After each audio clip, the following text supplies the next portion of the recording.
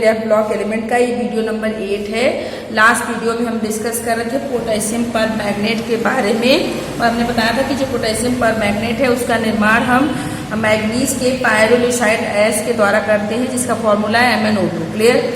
तो अब हमें प्रिपरेशन करना है पोटेशियम पर मैग्नेट का, किसके द्वारा? पायरोलिसाइड एस के द्वारा। यहाँ पर देखेंगे हम रिएक्शन देखेंगे। देखिए पायरोलिसाइड एस की 2MnO2 ये पोटेशियम हाइड्रोक्साइड और ऑक्सीजन के साथ गर्म किया जाता है तो हमें मिल जाता है पोटेशियम मैग्नेट, जो किस कलर का होता है? ग्रीन कलर का होता है। क्लियर। फिर उसके बाद पोटेशियम मैग्नेट को यदि हम ओजोन के साथ ऑक्सीडाइज करते हैं तो पोटेशियम पर मैग्नेट प्राप्त हो जाता है। क्लियर। ये सिंपल सा रिएक्शन। और ये किस कलर का होता है? पर्पल। देखिए पोटेशियम डाइक्रोमेट ऑरेंज कलर का क्रिस्टलाइन सॉलिड था और पोटेशियम पर मैग्नेट पर्पल कलर का क्रिस्टलाइन सॉलिड है। तो ये क्या है आपका? दैट इज पायरोल्यूसाइड और या मैग्नीज डाइऑक्साइड इसका नाम। क्लियर। तो इससे क्या बनेगा? ये क्या है आपका? दैट ये पोटेशियम पर मैग्नेट है। ये क्या है? Potassium magnet. That is potassium magnet, and this one is the potassium per magnet. Clear. तो ये हमने बना लिया। तो यहाँ पे प्रिपरेशन कंप्लीट हो जाती है। नेक्स्ट हम देखेंगे दैट इज प्रॉपर्टीज, या पहले सबसे पहले स्ट्रक्चर देख लेंगे। स्ट्रक्चर ऑफ दोनों के, किसके? Structure of manganate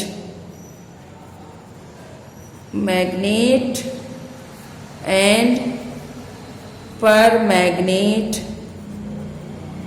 ion. Magnet और पर मैग्नेट दोनों आयन के हम स्ट्रक्चर देखते हैं। अब एक चीज यहाँ पर देखेंगे कि दोनों के स्ट्रक्चर जो हैं टेट्राहाइड्रल होते हैं। तो स्ट्रक्चर ऑफ, यहाँ पर एक पॉइंट लिख लेंगे, structure of magnet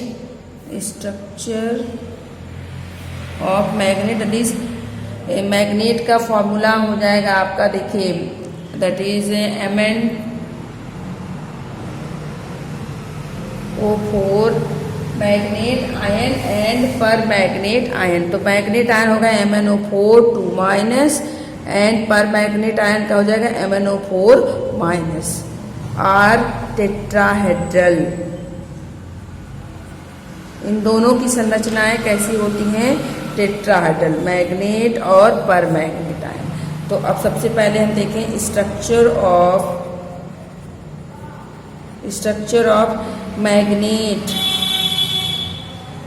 magnet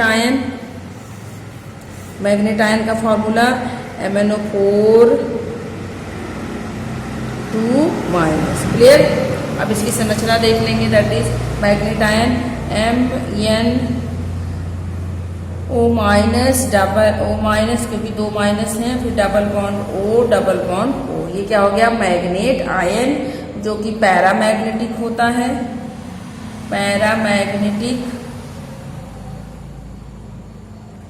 paramagnetic और ग्रीन कलर का होता है। पैरामैग्नेटिक होता है और साथ में ग्रीन कलर का होता है। मतलब आगे देखेंगे। नेक्स्ट इसके पास अनपेयर्ड इलेक्ट्रॉन होते हैं। नेक्स्ट है स्ट्रक्चर ऑफ पर मैग्नेट आयन। पर मैग्नेट का फॉर्मूला देखिए, दोनों के फॉर्मूले में सिर्फ चार्ज का डिफरेंस है। ये MnO4 2- और ये MnO4-। MnO4- है तो पर मैग्नेट और MnO4 2- है तो आपका मैग्नेट आयन। दोनों की संरचना कैसी है? टेट्राहेड्रल है। अब संरचना हम बनाएंगे। देखिए M डबल बॉन्ड O और एक सिंगल बॉन्ड के साथ O के साथ माइनस। तो ये अब ये कैसा होता है? ये भी पैरामैग्नेटिक है और पर्पल है। दोनों का कलर चेंज। क्लियर। तो मैग्नेट आयन किससे बना? पोटेशियम मैग्नेट से।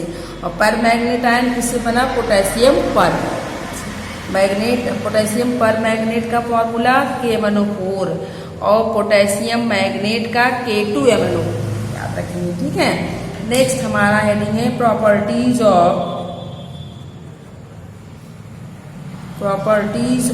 पोटेशियम पर मैग्नेट, क्योंकि पोटेशियम पर मैग्नेट के बारे में डिस्कस कर रहे हैं तो अब हम उसकी प्रॉपर्टी देखेंगे। फर्स्ट प्रॉपर्टी क्या कहती है, देखिए, तो पोटेशियम पर मैग्नेट है KMnO4 is violet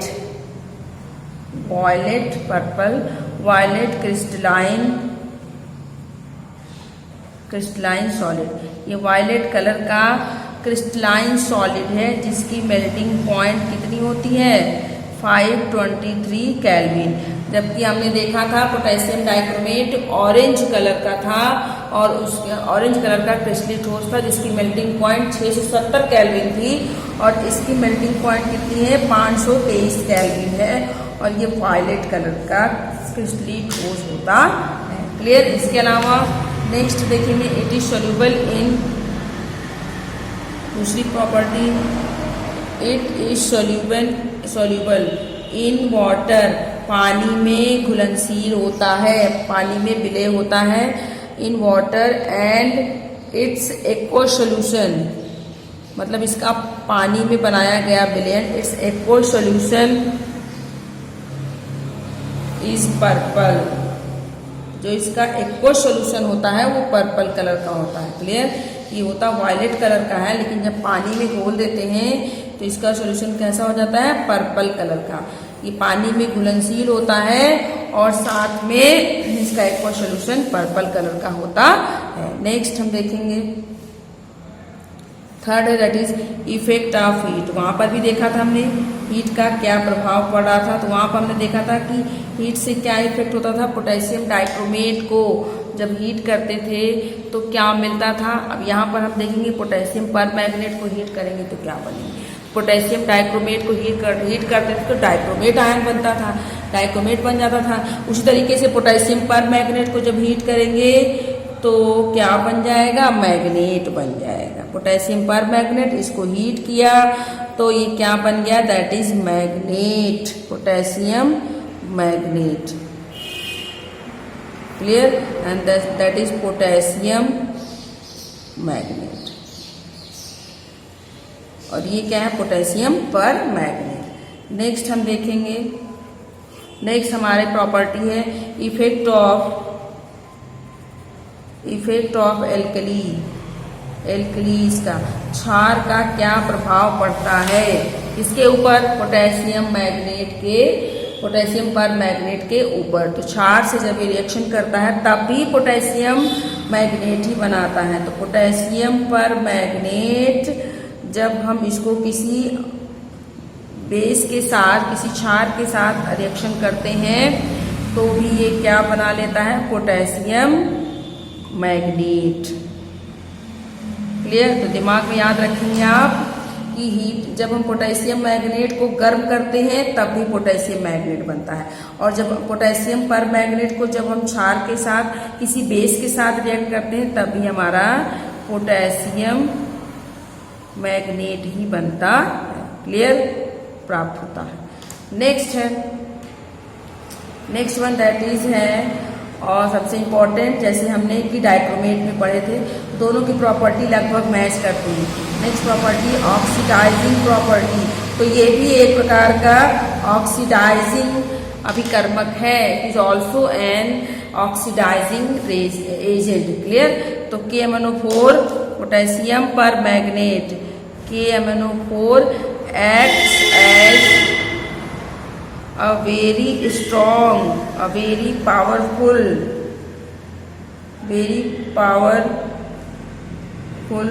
oxidizing agent. Clear? In acidic, वो केवल एसिडिक मीडियम में था, एसिडिक मीडियम में स्ट्रॉन्ग ऑक्सीडाइजिंग एजेंट था, लेकिन ये KMnO4 very powerful oxidising agent in acidic medium और साथ में न्यूट्रल, ये अम्लीय माध्यम में, उदासीन माध्यम में और साथ में जो है एल्कली में भी, क्षार में भी, in also in alkali medium, सभी में, एल्कलाइन मीडियम। क्लियर? तो KMnO4 एक प्रकार का ऑक्सीडाइजिंग एजेंट है, पावरफुल ऑक्सीडाइजिंग एजेंट है। अम्लीय हो चाहे आपका उदासीन हो या फिर क्षारीय माध्यम हो, सभी में ये स्ट्रॉन्ग ऑक्सीडाइजिंग एजेंट की तरह काम करता है। क्लियर है? तो अब हम इसके कुछ रिएक्शंस देखेंगे। जैसे हम रिएक्शन देख रहे हैं इन एसिडिक मीडियम। एसिडिक मीडियम में किस तरीके से काम कर रहा है? एसिडिक मीडियम में ये रिएक्ट करता है तो क्या बना लेता है? देखिए, पोटेशियम पर मैग्नेट को जब हम सल्फ्यूरिक अम्ल के साथ रिएक्ट करेंगे तो ये अम्लीय माध्यम हो जाएगा। तो क्या बना लेगा? पोटेशियम सल्फेट और मैग्नीज सल्फेट और साथ में वाटर और आपका नेसेंट ऑक्सीजन। क्लियर है? यदि हम इसको इन न्यूट्रल मीडियम, उदासीन न्यूट्रल या फिर एल्कलाइन मीडियम में रिएक्ट कराते हैं तो क्या बनता है? देखिए, एल्कलाइन या फिर न्यूट्रल मीडियम में जो है पोटेशियम पर मैग्नेट वाटर से रिएक्ट किया, ये हो गया न्यूट्रल या एल्कलाइन मीडियम। तो क्या बना लेगा? पोटेशियम हाइड्रोक्साइड और मैग्नीज डाइऑक्साइड और साथ में नेसेंट ऑक्सीजन बनाता है। क्लियर है? अब हम इसके कुछ ऑक्सीडाइजिंग रिएक्शन देखेंगे। सम ऑक्सीडाइजिंग रिएक्शन, कुछ इसके ऑक्सीडाइजिंग रिएक्शंस हम यहाँ पर देखेंगे। जैसे फर्स्ट है हमारा फेरस सल्फेट को कन्वर्जन ऑफ या oxidise ferrous sulphate, ferrous salts या ferrous sulphate to ferric sulphate. वहाँ पर भी हमने देखा था कि फेरस सल्फेट को फेरिक सल्फेट में ऑक्सीडाइज करा। उस तरीके से यहाँ पर भी फेरस सॉल्ट को फेरिक सॉल्ट में। तो रिएक्शन देखिए, ये हो गया पर मैग्नेट आयन और ये फेरस यानी कि Fe2+ को ऑक्सीडाइज कर देता है किसमें? Fe3+ में। Fe3+ का मतलब फेरिक आयन में ऑक्सीडाइज कर देता। क्लियर? और देखेंगे नेक्स्ट, अगला देखते हैं कोई और एक रिएक्शन हम कि ये क्या करता है? ये ऑक्सीडाइज कर देता है ऑक्सलेट को,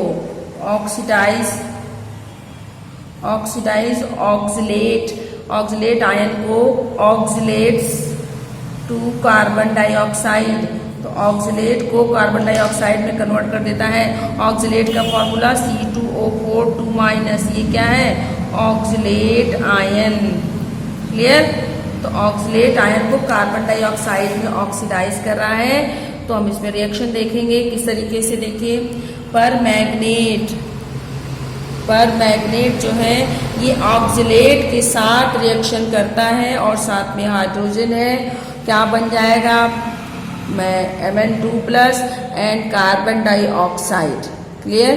कार्बन डाइऑक्साइड में ऑक्सीडाइज कर देता है। तो कुछ इंपॉर्टेंट ये आपके ऑक्सीडाइजिंग रिएक्शन थे। तो इसमें हमने क्या क्या देखा कि ये एक प्रकार का वायलेट कलर का क्रिस्टलाइन ठोस है। क्लियर? जिसका मेल्टिंग पॉइंट 523 केल्विन है और ये वाटर में सोल्यूबल होता है। इसके जली विलयन का कलर पर्पल होता है। जब इसको हम गर्म करते हैं तो पोटेशियम पर मैग्नेट से मैग्नेट बना लेता है। इसको यदि किसी क्षार से रिएक्शन कराते हैं तब भी पोटेशियम पर मैग्नेट आयन और मैग्नेट बना लेता है। क्लियर है? और ये एक प्रकार का पावरफुल जो है ऑक्सीडाइजिंग ऑक्सीकारक अभिकर्मक है। एसिडिक मीडियम हो या न्यूट्रल हो या एल्कलाइन। क्लियर? ऑक्सीडाइजिंग का मतलब ये ऑक्सीडाइज करने से फेरस को फेरिक में कन्वर्ट कर देगा, आयोडाइड को आयोडीन में कन्वर्ट कर देगा, हाइड्रोजन सल्फाइड को सल्फर में कन्वर्ट कर देगा। क्लियर है? ऑक्सलेट को कार्बन डाइऑक्साइड में जो है ये ऑक्सीडाइज कर देता है। अब हम देखेंगे यूजेस ऑफ, तो हमने कुछ इंपॉर्टेंट रिएक्शन देखे। नेक्स्ट टॉपिक है हमारा that is uses of potassium पर मैग्नेट का क्या यूज है? तो पहला इंपॉर्टेंट यूज क्या है? ये पॉलीमेट्रिक एनालिसिस में यूज होता है। क्लियर? पॉलीमेट्रिक एस्टिमेशन में यूज्ड फॉर वॉल्यूमेट्रिक। तो दोनों प्रॉपर पोटेशियम पर मैग्नेट, पोटेशियम डाइक्रोमेट, दोनों को साथ में याद करिएगा। तो दोनों के काफी प्रॉपर्टीज और आप इसके यूज आपस में मैच करते हैं। यूज फॉर वॉल्यूमेट्रिक एस्टिमेशन, तो दोनों ही पोटेशियम डाइक्रोमेट और पोटेशियम पर मैग्नेट वॉल्यूमेट्रिक एनालिसिस में, आयतन मिति विश्लेषण में इनका यूज किया जाता है। क्लियर है? Used as a disinfectant. अभी हम एक चैप्टर पढ़ेंगे केमिस्ट्री इन एवरीडे लाइफ, दैनिक जीवन में रसायन का उपयोग। तो वहां पर हम देखेंगे एंटीबायोटिक क्या है, एंटीपायरेटिक क्या है और आपका डिसइंफेक्टेंट क्या है, तो वहां पर डिटेल में हम पढ़ेंगे। क्लियर है? तो इसका उपयोग डिसइंफेक्टेंट के रूप में किया जाता। नेक्स्ट है इसका यूज्ड इन ड्राई सेल। इसका यूज ड्राई सेल में किया जाता, ड्राई सेल में इसका यूज करते हैं। इसके अलावा इसका यूज किया जाता है, it is use for bleaching. It is used for bleaching, bleach करने में। कलर किसका? Bleaching of wool, bleaching wool. It is use for bleaching wool, cotton को ब्लीच करने में, सिल्क को ब्लीच करने में, and other textile fibre, other textile fibres के ब्लीचिंग में इसका यूज किया जाता। क्लियर है? तो इसका यूज कहाँ कहाँ पर किया जाता है? आप देख रहे हैं कि इसका यूज वॉल्यूमेट्रिक एस्टिमेशन में, डिसइंफेक्टेंट के रूप में, ड्राई सेल के रूप में, bleaching wool, cotton, silk and other textile fibre में इसका उपयोग किया जाता है। नेक्स्ट हमारा टॉपिक है यहाँ पर डी ब्लॉक में। हम डी ब्लॉक की प्रॉपर्टी हमने देख लिया, एलिमेंट देख लिए और दोनों कंपाउंड्स भी देख लिए। अब हम हेडिंग डालते हैं सम एप्लीकेशन ऑफ, नेक्स्ट हमारा है some applications of D block elements. Clear? तो डी ब्लॉक के तत्वों के कुछ महत्वपूर्ण उपयोग, कुछ उनके यूज, कहाँ पर उनका एप्लीकेशन, कहाँ पर उनका यूज किया जाता है डी ब्लॉक के तत्वों का। सबसे पहले देखिए iron, Fe, iron and steel. Iron और कुछ बहुत सारे डी ब्लॉक के एलिमेंट्स का बहुत ही ज्यादा उपयोग है, बट कुछ यहाँ पर हम देखेंगे। Iron and steel are most important construction material, इनका उपयोग किया जाता है। Iron steel are the most important, घर बनाने में इसका उपयोग किया जाता है। Most important construction material. तो बिना आयरन के, बिना लोहे के उपयोग या बिना स्टील के उपयोग के हम घर का निर्माण, किसी भवन का, बिल्डिंग का निर्माण हम नहीं कर सकते। क्योंकि घर बनाना है तो हमें लोहे की खिड़की चाहिए, लोहे के जो है लोहे का बड़ा बड़ा रॉड चाहिए। यदि हम घर का जब छत पड़ने लगता, किसी बिल्डिंग की छत पड़ने लगती है तो हमें वहाँ पर रॉड की आवश्यकता, छड़ की आवश्यकता होती है। तो लोहे का बहुत ही महत्वपूर्ण उपयोग है किसमें?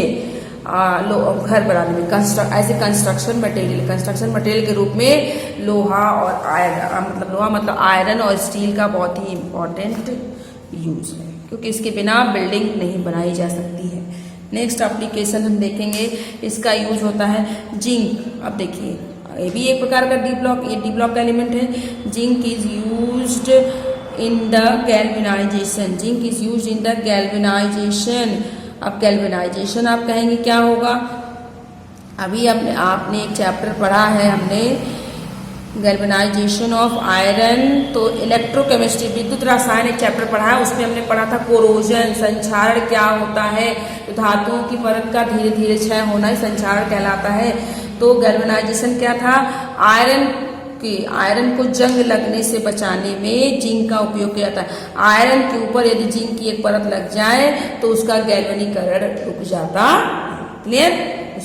उसकी रस्टिंग नहीं होती है, आयरन पर जंग नहीं लगता है।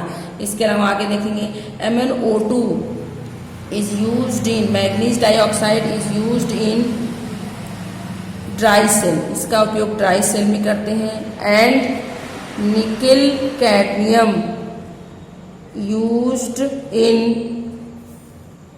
रिचार्जेबल बैटरी, लेड का उपयोग भी हमने वहाँ पर इलेक्ट्रोकेमिस्ट्री में सेकेंडरी सेल भी पढ़ा है। मैग्नीज डाइऑक्साइड का ये क्या है, प्राइमरी सेल मैग्नीज डाइऑक्साइड में यूज होता है। निकिल, कैडमियम, लेड, इन सब का उपयोग सेकेंडरी सेल में होता है। वहाँ पे हमने डिटेल में पढ़ रखा है कैसे किया है आप।